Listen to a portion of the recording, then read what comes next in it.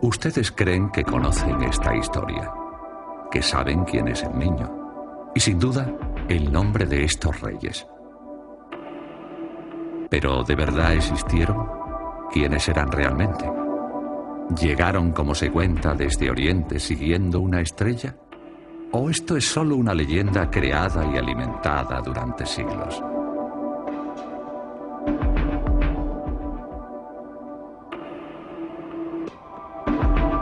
El Evangelio de San Mateo es el único texto que menciona la existencia de los 3 Reyes Magos. Unas pocas palabras escritas casi 80 años después de su viaje y que no suman más de 12 versículos. Apenas 12 versículos. Un puñado de palabras de las que se apropió la fe popular y que contienen un mensaje que aún espera ser descifrado. Pero para entender cómo se construyó el mito y cómo la Iglesia y las tradiciones lo hicieron evolucionar, es necesario bucear en los vestigios que este texto dejó en la historia. Analizaremos las representaciones artísticas. Recorreremos los mismos paisajes que los Reyes Magos atravesaron. Visitaremos algunas iglesias y nos encontraremos con quienes han consagrado buena parte de sus vidas a este misterio.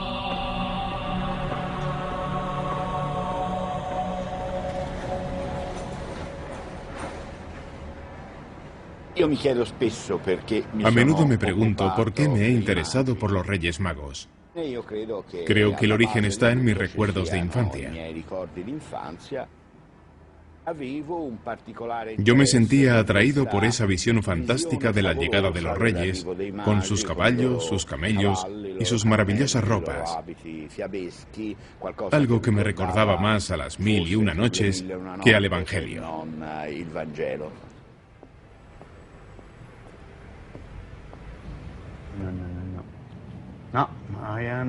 Franco Cardini, profesor de Historia del Instituto Italiano de Ciencias Humanas de Florencia, es un apasionado de la historia medieval, de las cruzadas, las peregrinaciones y de la magia. Estos temas le llevaron a redescubrir esta antigua historia. El Evangelio de Mateo es el único que menciona a los magos, pero solo hace una breve referencia. No dice ni cuántos eran ni cómo se llamaban. Solo nos dice que venían de Oriente, que traían regalos para Jesús y que consideraban a este como a un gran rey, cuyo advenimiento había sido anunciado por una estrella. Por tanto, estamos ya ante un misterio.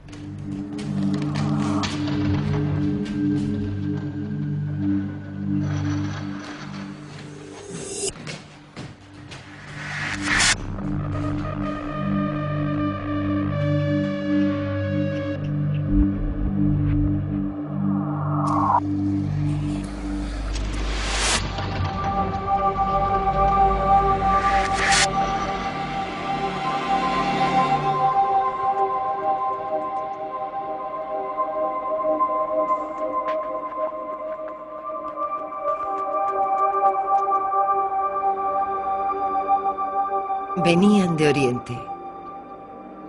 Sus antepasados practicaban la astronomía, que era a la vez su ciencia y su arte. Afirmaban que observando las estrellas nunca se habían equivocado. Aquel día, una estrella indescriptible se les apareció. No era uno de los 7 planetas ni uno de los cometas que conocían. La estrella brillaba como el sol, casi gozosa. ¿Era la de la profecía? Decidieron seguirla.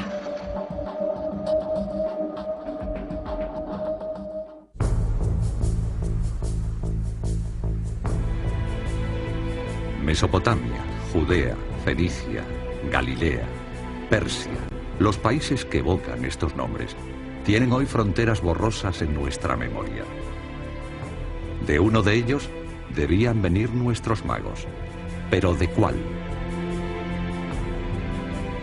El Evangelio de Mateo no dice nada de su viaje, ni de los paisajes que recorrieron, de los valles que cruzaron, o de las cordilleras que debieron franquear. No habla de las dificultades del camino, de las personas que debieron conocer ni de sus descansos bajo los olivos. Por tanto, es difícil calcular el punto de partida de los 3 reyes y a qué distancia se encontraban de Jerusalén. Existen 2 hipótesis.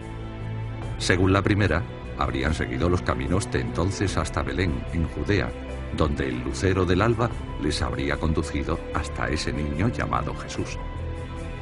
Para los partidarios de la segunda hipótesis, los Reyes Magos serían babilonios.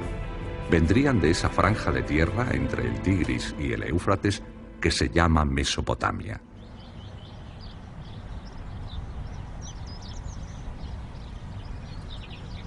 La ciencia se ha ocupado muy poco de esta historia. Solo un astrofísico inglés se ha interesado por esos magos que observaban las estrellas. Cuando era pequeño, creo que con 7 u 8 años, una Navidad me desperté muy temprano, miré al cielo y en ese firmamento al amanecer vi una conjunción de la Luna con Venus. Era muy espectacular y eso me hizo pensar un poco. Desde este descubrimiento, Mark Kitger se convirtió en un apasionado de la estrella de Belén y del itinerario de los 3 reyes. Tras 40 años de investigaciones, pone en duda la hipótesis dominante, la del origen babilónico de los magos.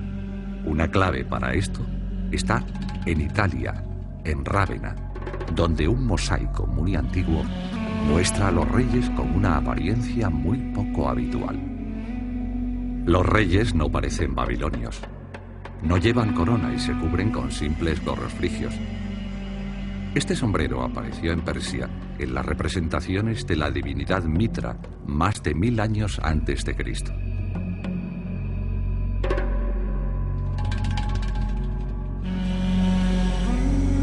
¿Será este un primer signo sobre el origen de los magos?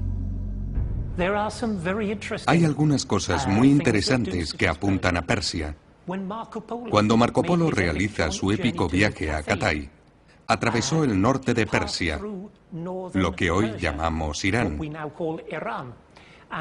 y conoció a los habitantes locales, quienes le aseguraron que los Reyes Magos venían de aquel pueblo. No es esa una leyenda única. Hay otros pueblos en esa región con la misma leyenda. Pero esta es una zona en la que la religión zoroástrica existe todavía hoy. Es una religión con muchas cosas en común con la historia de la Natividad. Tienen su leyenda sobre la concepción de una virgen y tienen muchos elementos de la historia del Mesías que son similares a las creencias cristianas.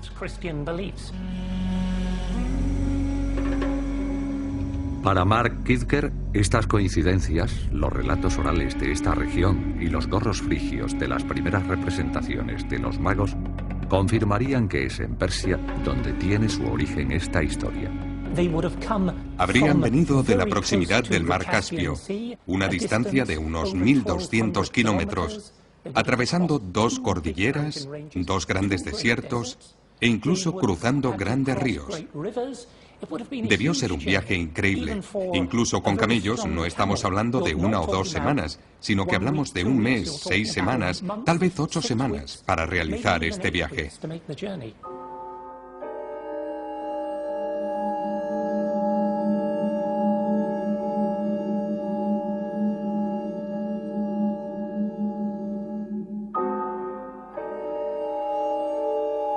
Los magos llegaron a Jerusalén, se presentaron a Herodes y le dijeron: ¿Dónde está el rey de los judíos que acaba de nacer? Vimos su estrella en el oriente y hemos venido a adorarle.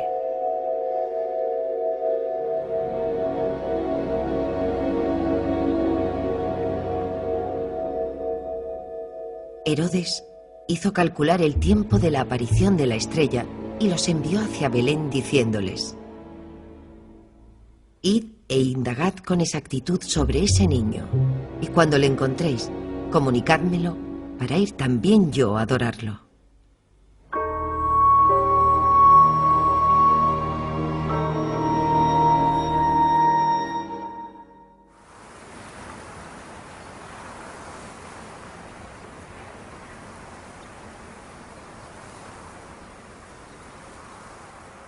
Encaramada en lo alto de la montaña de Masada, una fortaleza nos ofrece la primera pista sobre el personaje de Herodes, rey de Judea cuando llegaron los magos.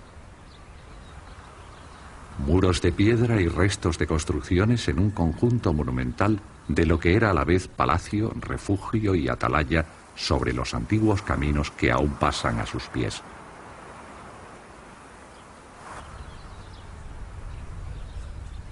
Más lejos, 12 kilómetros al sur de Jerusalén, sobre una colina cónica se alza Herodión, otra fortificación en una de cuyas laderas se encuentra la tumba del famoso rey, dominando el desierto y las colinas de Judea.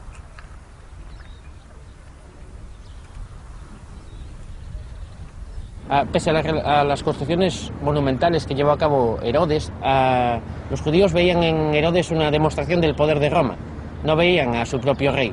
Si bien Herodes era judío, no era un judío de larga tradición.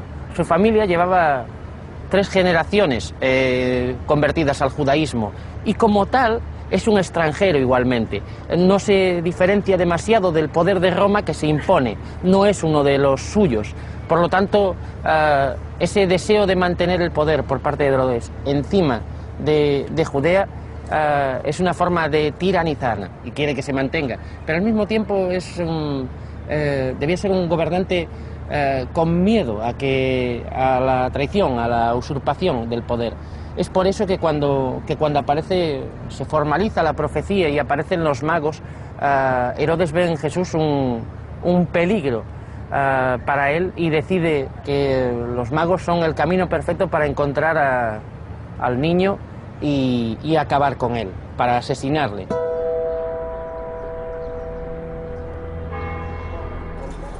Jerusalén.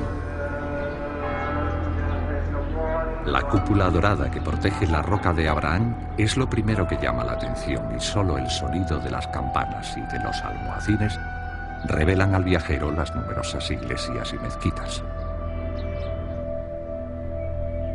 Sobre una de las colinas un poco apartado de la ciudad, un edificio alberga la Escuela Bíblica y Arqueológica Francesa, fundada a finales del siglo XIX por el padre dominico Marie-Joseph Lagrange. En esta época, los miembros de la Iglesia se dedicaron a excavar con objeto de hacer coincidir los datos arqueológicos y los de las Sagradas Escrituras. Etienne Naudet estudia aquí los textos de Flavio Josefo, historiador judío del siglo I, conocido por la autenticidad de sus descripciones y por ser un gran observador del reinado de Herodes. El problema de Herodes es que solo puede ser reconocido como rey si él es el Mesías. Hay una profecía en la Biblia que dice: se alzará una estrella en Oriente y un descendiente de Jacob se convertirá en el amo del mundo, el Mesías. Los romanos solían ver señales del cielo porque eran muy supersticiosos. Ese tipo de señal se interpretaba como anuncio de un acontecimiento sobre la tierra. Eran cosas que permanecían en la cultura del momento.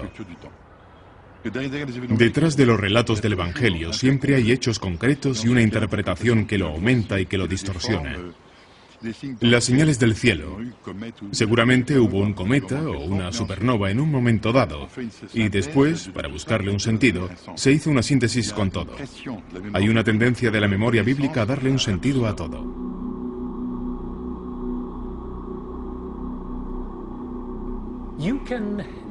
Ahora, con los ordenadores, podemos volver 2000 años atrás y ver el cielo tal como lo vieron los magos. Venus es una de las últimas teorías favoritas para la estrella de Belén. Lo vemos casi todos los años en Nochebuena, ya sea al amanecer o por la noche. Cuando la gente lo ve, la primera pregunta que suele venir a su mente ¿es esa la estrella de Belén? El único problema es que la primera observación astronómica que conocemos del planeta Venus puede datarse del 1600 a.C. Por tanto, si eran tan sabios los magos, un objeto conocido como Venus no debería haberles intrigado. Una segunda hipótesis pone a Venus y Júpiter en escena. Sabemos que en 2 ocasiones durante aquella época, ambos planetas estuvieron muy cerca el uno del otro y que desde Oriente su aspecto seguramente fuera el de un astro altamente brillante. Por desgracia para esta hipótesis, Herodes ya había muerto casi 2 años antes de este fenómeno. Sin embargo, en el año 7 a.C. se produjo otra conjunción entre Júpiter y Saturno. Entre mayo y diciembre, ambos aparecieron juntos en el cielo, se aproximaron y luego se separaron 3 veces. Es lo que llamamos una triple conjunción. Algo así debió provocar asociaciones astrológicas muy fuertes. Júpiter era el gran arquitecto, así se le ve en la mitología, simbolizando un rey, el que manda. Y Saturno era el planeta que simbolizaba un cambio de era.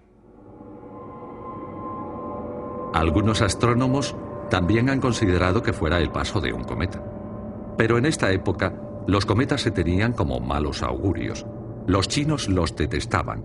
Para los romanos, anunciaban la muerte de un emperador o de una personalidad. Por tanto, es difícil de creer que un cometa pudiera asociarse al nacimiento de un nuevo rey. La estrella de Belén, signo del cielo y guía de los magos, no parece explicable como sencillos sucesos estelares. Para el astrónomo, habría que contemplar fenómenos más raros. Una nova son 2 estrellas, una que gira alrededor de otra. La estrella pequeña se come literalmente el material de la estrella grande, como un caníbal. La materia cae sobre la estrella pequeña de manera constante, se apila y de pronto se produce una gran crisis que produce una gran explosión.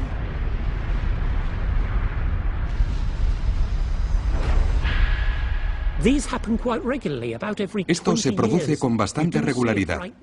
Cada 20 años se ve una nova brillante, y es posible que eso fuera lo que los chinos vieron en marzo del año 5 a.C. Una brillante nova.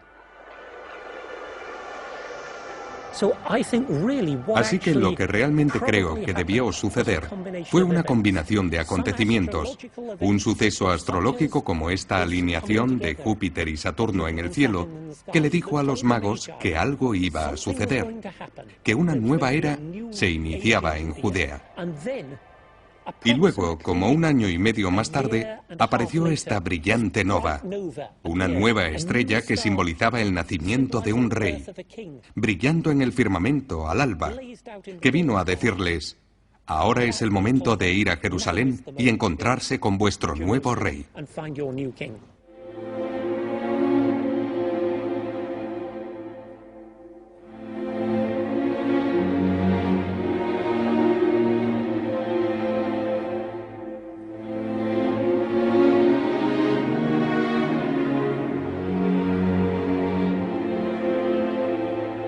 Tras oír al rey Herodes, los magos se pusieron en ruta. La estrella que habían seguido hasta allí fue a pararse encima del lugar donde estaba el niño. Al entrar en la casa, encontraron al niño con María, su madre, y se postraron rindiéndole homenaje.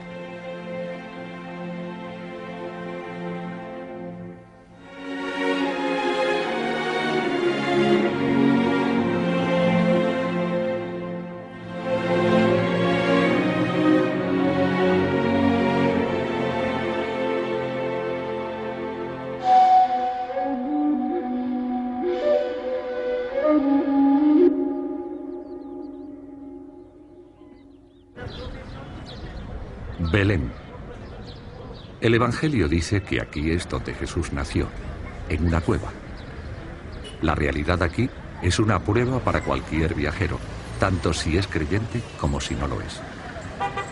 Las multitudes de turistas y peregrinos y la situación de la basílica, cuya gestión entre las iglesias católica, griega y armenia se convierte en una farsa, limita al viajero al acceso a la dimensión mística del lugar. A pesar de todo esto, Hamid Odali, guía palestino y católico, es aún capaz de mostrar el entusiasmo del creyente. Esta basílica se construyó sobre una gruta, no una gruta cualquiera, sino sobre la gruta de la Natividad, el lugar donde Jesús nació. Esta basílica, en su aspecto actual, se remonta al año 532, cuando la construyó Justiniano, el emperador cristiano.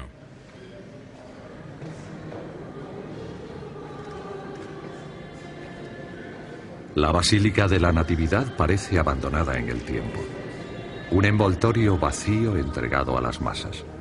Un simple espacio de circulación que da acceso a un lugar sagrado.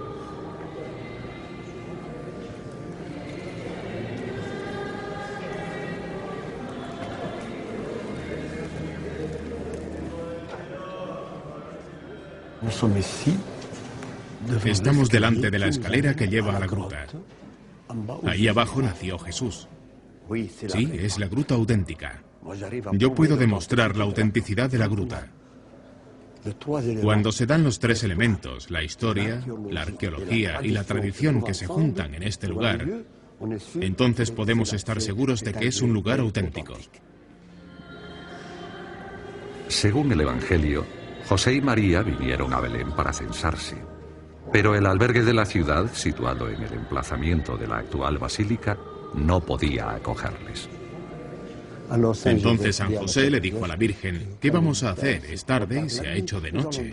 Bajemos y pasemos la noche en la gruta con los otros que no han encontrado sitio. ¿Bajo?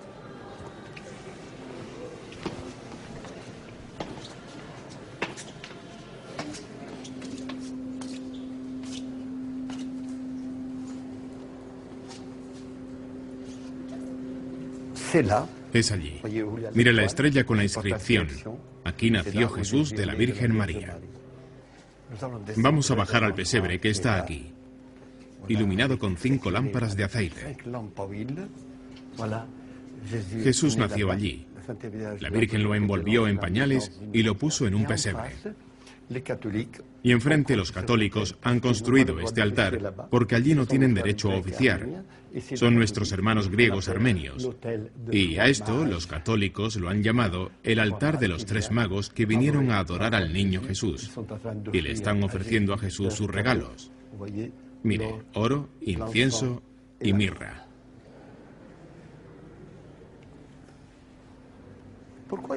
¿Por qué iba a ser una leyenda? Está en el Evangelio. El Evangelio dice que la Virgen María cogió al Señor, lo envolvió en pañales y lo puso en un pesebre. En la gruta solo está el pesebre, no hay otra, por tanto es el lugar auténtico.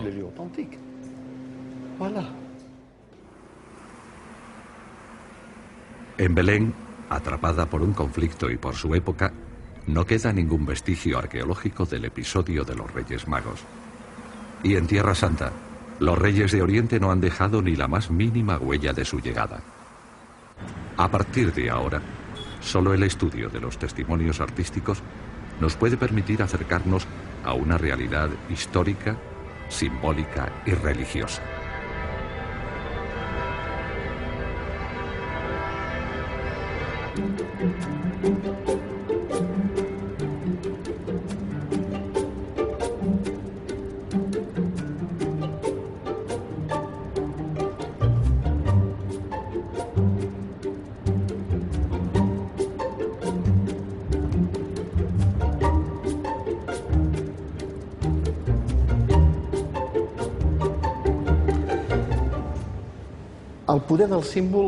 El poder de los símbolos es tan fuerte que 2000 años después los percibimos de la misma manera.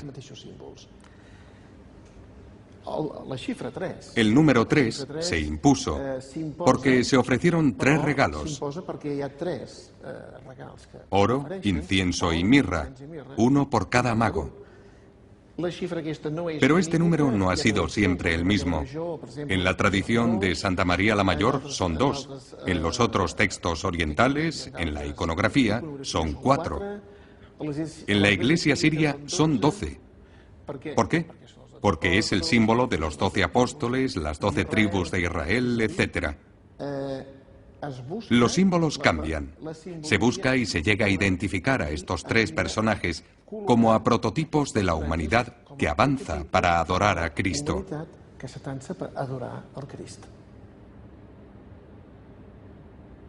Jesús tiene tres discípulos preferidos, Pedro, Santiago y Juan. Y sobre todo, el misterio divino del cristianismo es la Trinidad. Hay tres personas divinas, el Padre, el Hijo y el Espíritu Santo.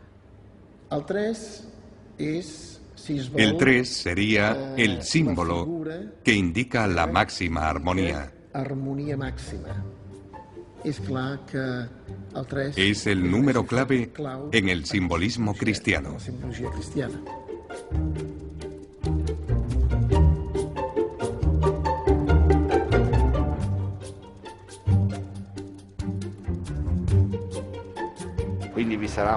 Hay un mago que representa la juventud, otro que representa la madurez y el otro que representa la vejez.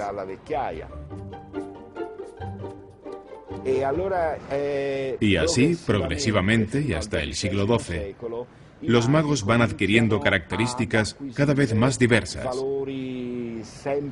La referencia a las razas que habitan la Tierra, la asiática, la africana y la europea. Por eso el más anciano, que para algunos se llama Melchor, gobernaba en Europa. El mago de edad adulta, Asia, y el joven, África.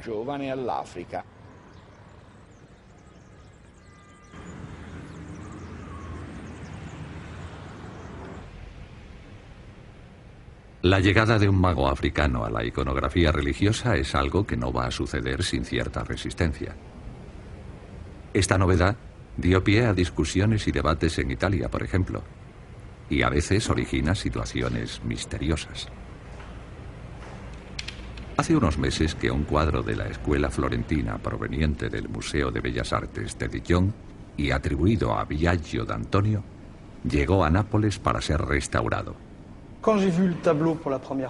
La primera vez que vi el cuadro con los restauradores, nos llamó la atención el aspecto de la cabeza del Rey Negro. Incluso el tipo de pintura al óleo nos pareció extraño. Nos dijimos, ¿de qué se trata?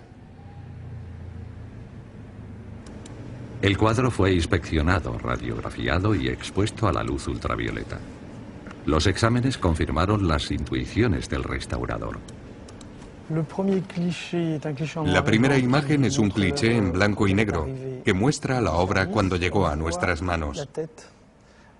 Vemos cómo efectivamente la cabeza no tiene el mismo tipo de grietas ni de desgaste que las demás cabezas, o incluso que el resto del cuadro. Tras un examen más minucioso con lupa, nos dimos cuenta de que el material no era en absoluto el mismo. Había un material ligeramente más blando, que contrastaba con el material del siglo XV, que era más consistente. Después de hacer una prueba en la frente, se decidió devolver la cabeza del rey a su aspecto original.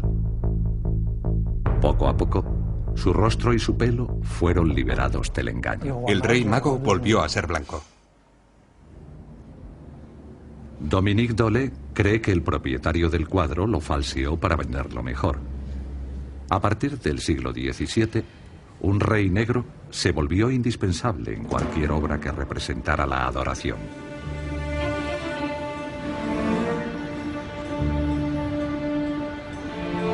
En pocos siglos, esta nueva imagen se impuso para servir a los designios de la Iglesia.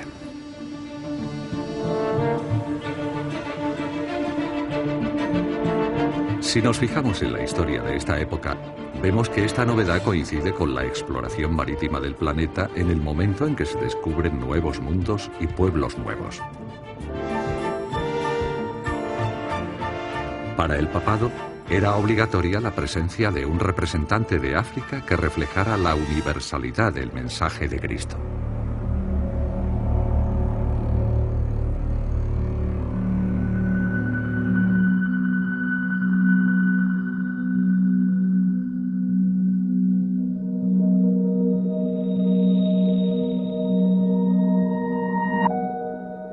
Los reyes abrieron sus cofres y le ofrecieron oro, incienso y mirra.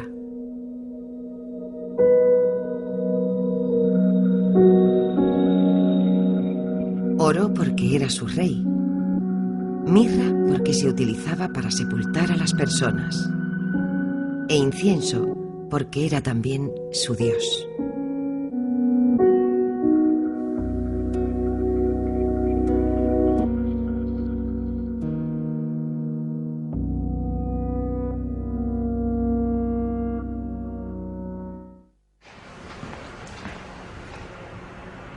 Tres reyes de tres edades y orígenes diferentes llevando tres regalos. El simbolismo se va conjugando, enriquece la historia y su interpretación.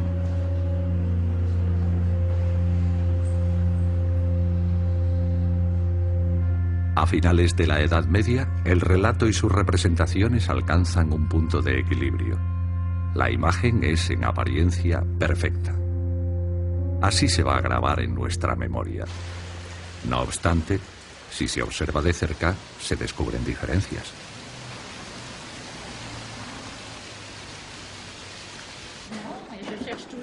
Lo que me interesaba de este texto era la evolución del relato a través de los siglos desde los diferentes puntos de vista: teológico, histórico, legendario, artístico, por supuesto, porque las obras de arte son innumerables y por eso nos damos mejor cuenta de cómo evoluciona el tema de los magos.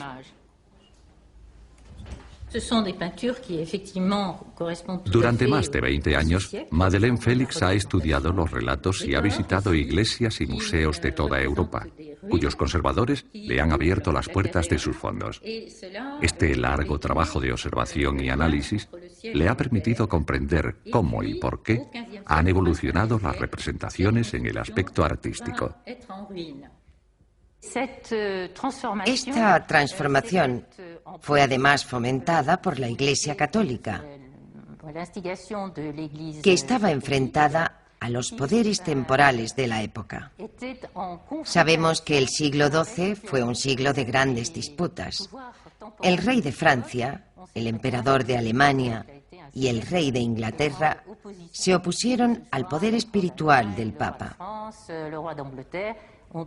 Fue en esta época cuando la Iglesia transformó a estos magos persas, de los que nadie sabía qué representaban, en poderosos reyes de la tierra, para mostrar que los poderes terrenales debían inclinarse ante los poderes celestiales. Roi et puissant de la terre, pour essayer de montrer que les puissances de la terre devaient s'incliner devant la puissance du ciel. Petit à petit, donc, poco a poco la escena se iba transformando. A principios de la Edad Media, las posiciones de los tres magos eran idénticas. Más adelante, Gaspar se vuelve hacia Baltasar señalándole la estrella, mientras que Melchor se arrodilla a los pies del niño. A veces aparecen tumbados boca abajo, lo que expresa el sumum del vasallaje. El decorado también evoluciona. La cueva o gruta que protege a la Virgen y al niño se convierte en un palacio. Los cortejos aumentan de tamaño y a veces decenas de personas acompañan a los magos en sus caballos o camellos.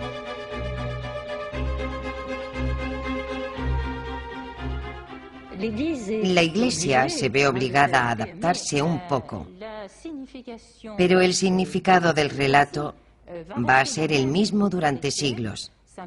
Simplemente se va vistiendo según el gusto y moda de la época. A finales del siglo XV, el decorado se transforma de nuevo. El techo del portal se hunde y aparecen ruinas. El cuadro de El Bosco es el que mejor revela esta nueva transformación.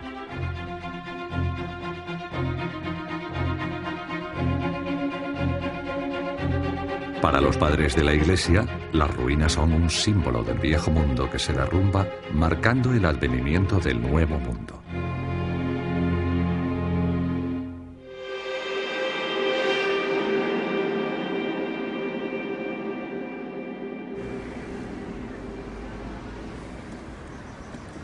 En el Renacimiento se reinventa la historia. Los Medici son mecenas de la Cofradía de los Magos, una especie de sociedad secreta reservada a importantes personajes de Florencia. Decidieron construir dentro de su palacio una capillita.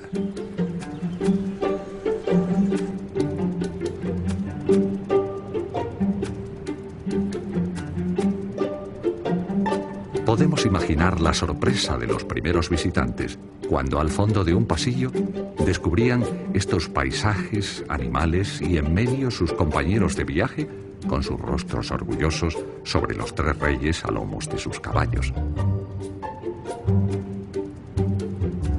Gaspar tiene aquí los rasgos de Lorenzo de Médicis, Baltasar los del emperador Juan VIII y Melchor los de José, el patriarca de Constantinopla y primado de la Iglesia Oriental. Tras la imagen de este cortejo real, el fresco evoca la visita del primado de Constantinopla y su encuentro con el Papa Eugenio IV.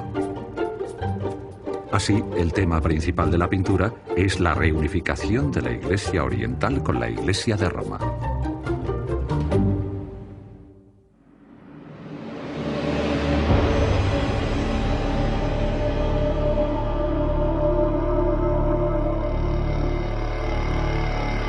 Herodes sospecha que ha sido engañado y envía a sus hombres a informarse de si ha nacido un varón sin padre.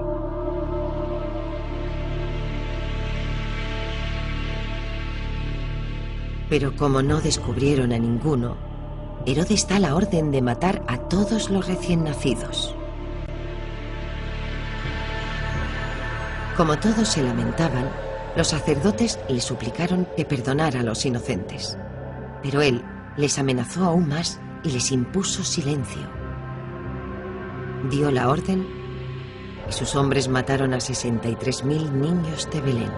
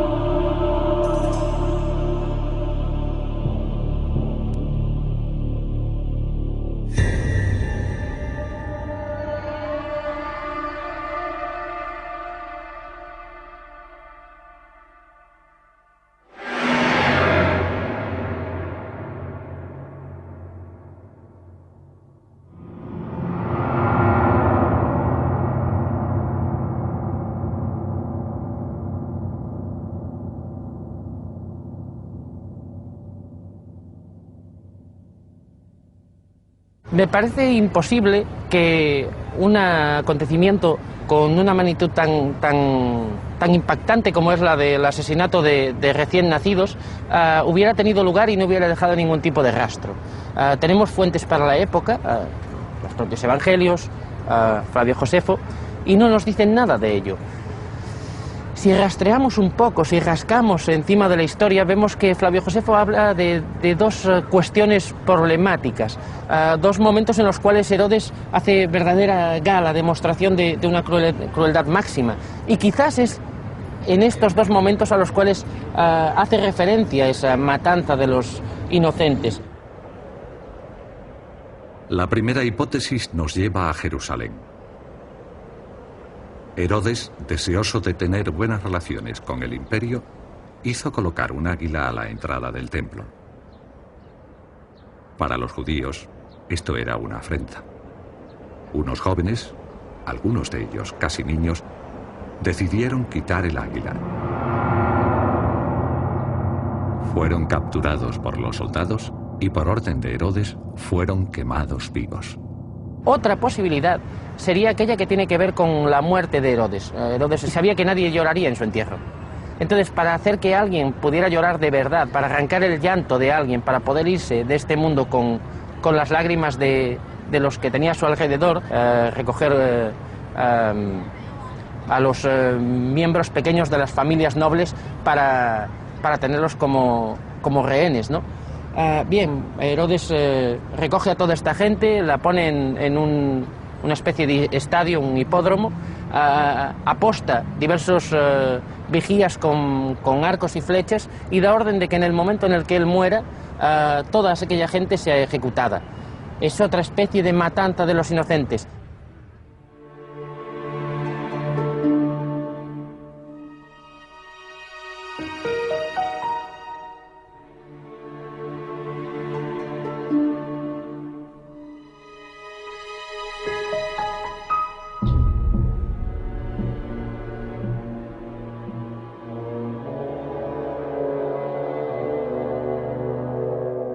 Mientras los magos dormían, se les apareció en sueños el ángel del Señor y les advirtió de que no volvieran donde Herodes.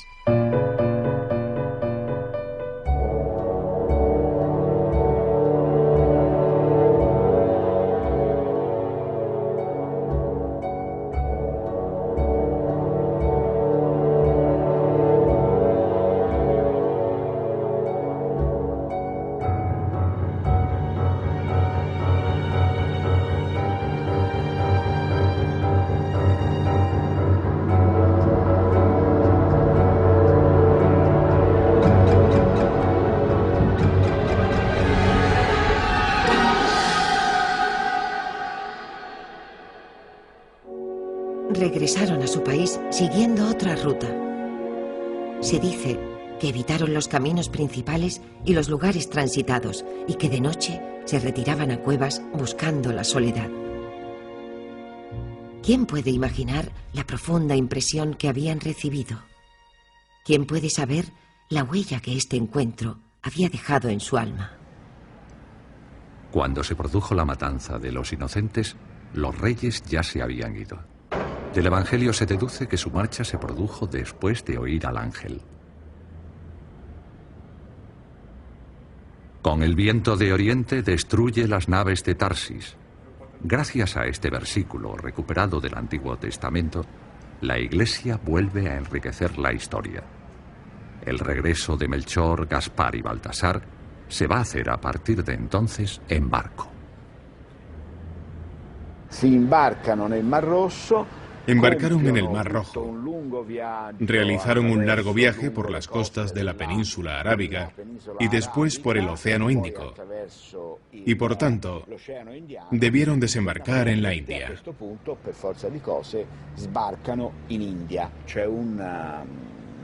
Hay un evangelio llamado el Evangelio de Tomás, probablemente del siglo VIII, que cuenta cómo los magos desembarcaron en la India y fundaron la primera iglesia cristiana india. Así, el culto a los magos se convirtió en un elemento de evangelización de los pueblos.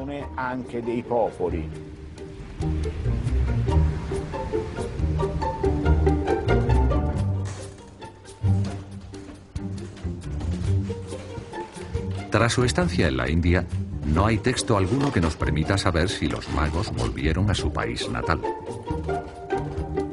Su desaparición física abre el espacio al mito. Desde principios de la Edad Media, el Evangelio de Mateo es copiado, comentado, ilustrado. Se acompaña de textos, canciones populares, poemas e historias. Los 12 versículos iniciales de Mateo van a llenar en poco tiempo centenares de páginas. Pasan los siglos hasta el final del primer milenio y el interés por los tres reyes magos va disminuyendo. En las zonas rurales, los cultos paganos se multiplican y poco a poco los tres reyes desaparecen.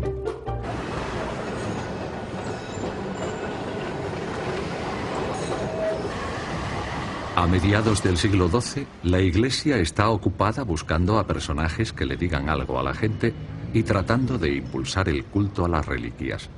Y así es como el azar viene en su ayuda.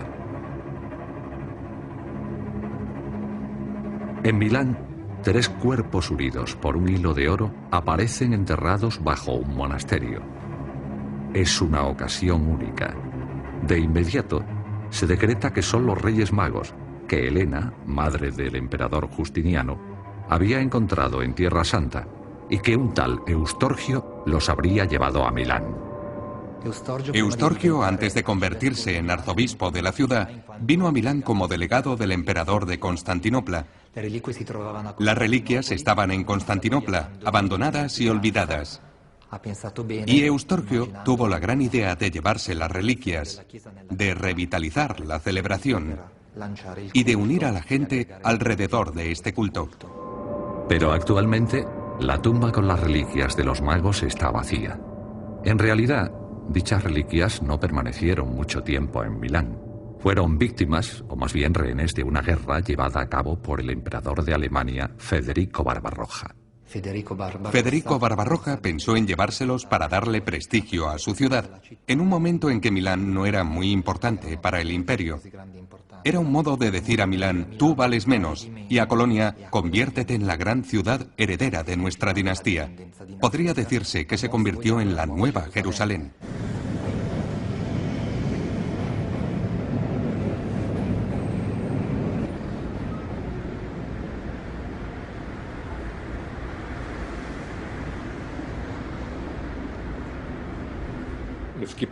Algunos relatos cuentan cómo el pueblo esperó las reliquias a la puerta de la ciudad y que las condujeron en marcha triunfal. Hay que pensar que en la Edad Media, las reliquias tenían un papel muy importante en el renombre de la ciudad. Y Colonia estaba considerada como la ciudad con mayor número de reliquias. Por ejemplo, tenía las de Santa Úrsula y las 11.000 vírgenes. Era una de las mayores colecciones de reliquias de Europa. Y los Reyes Magos serían, por así decirlo, el sumum de este tesoro.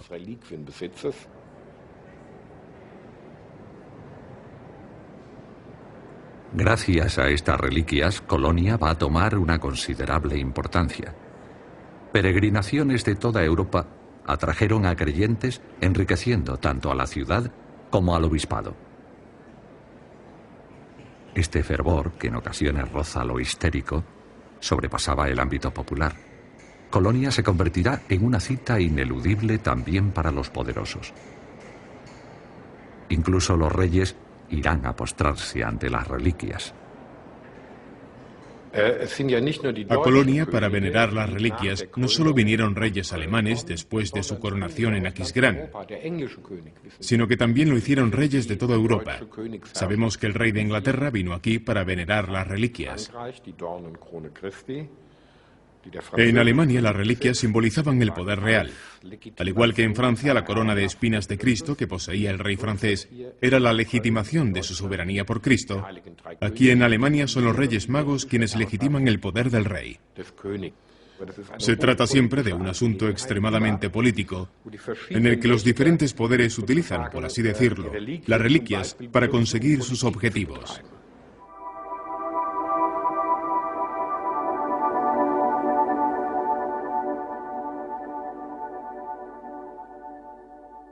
Dos 2000 años después, ¿qué queda de esta parábola? Si quitamos los retoques pictóricos, la imaginación de los escritores, las fabulaciones de la Iglesia y las manipulaciones políticas.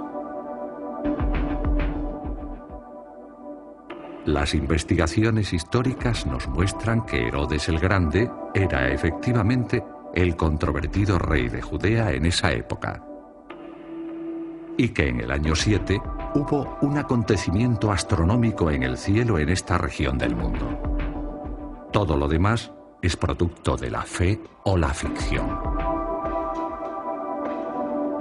No obstante, el relato de los Reyes Magos sigue desafiando el entendimiento y ocupa un lugar privilegiado en el catálogo de historias salidas de los Evangelios. ¿Será por su tono novelesco? ¿Ese algo que nos transporta a nuestra infancia y a los símbolos que asociamos a la Navidad? ¿O bien transmite un mensaje que, a pesar de lo inverosímil, ha sabido asegurarse su éxito?